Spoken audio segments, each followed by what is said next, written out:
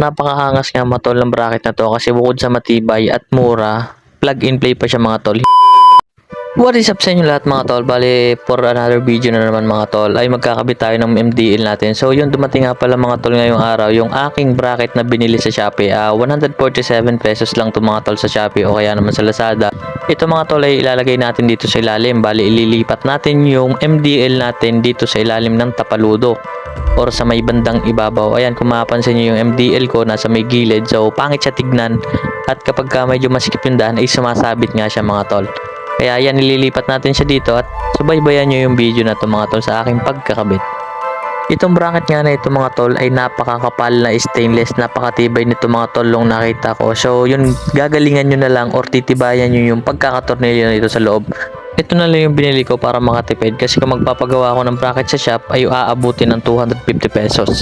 At ayan ang mga tol, binaklas ko na dito yung fairings ko. Hindi ko pinakita sa inyo yung pagbabaklas ko kasi hindi ko nga mahawakan ng ayos yung camera. At ayan na nga mga tol, papakita ko sa inyo dito yung kung ano yung itsura niya pag nilagay natin siya dito. Yung banda dito sa may bolts na to o sa may tornilyo na to, dun nyo siya ilalagay.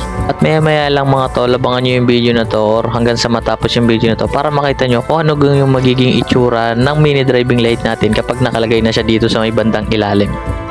Pagkatapos ko nga pala mga tol, may kabit yung dalawa. Ayan, kung mapapansin nyo, yan yung itsura niya. So yun, titistingin natin kung hindi ba siya sasabit sa ilalim kapag meron ng mini driving light. Papakita ko sa inyo kung sasabit ba yung ilaw or hindi. At ayan na nga mga tol, nakita nyo naman yan. Titignan natin dito kung sasabit, pero positive mga tol, hindi siya tumasabit. Ayan, napakaganda. So yun, sukat na sukat talaga yung bracket na ito.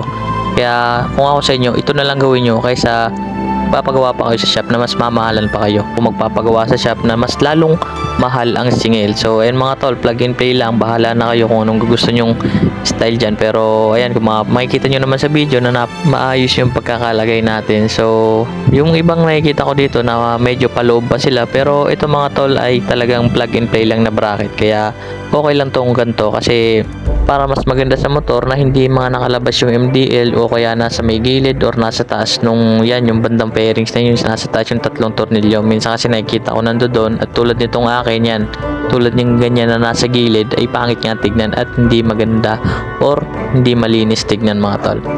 At sa kasamang palad nga mga tol ay nagkabaliktad yung paglalagay ko ng ilaw. So yung low ko naging puti at yung high ko naging dilaw. So ang una kasi talaga nito mga tol, nung hindi ko pa ito binabago, ang low ko ay dilaw at ang high ko ay puti. So yun, nagkabaliktad mga tol yung paglalagay ko ng ilaw. Buti na lang at hindi ko pa itinutornilyo or ibinabalik yung mga bolts nito or na-fix yung kaha nito. So yun mga tol, babaguhin na lang natin yung pwesto nito mamaya.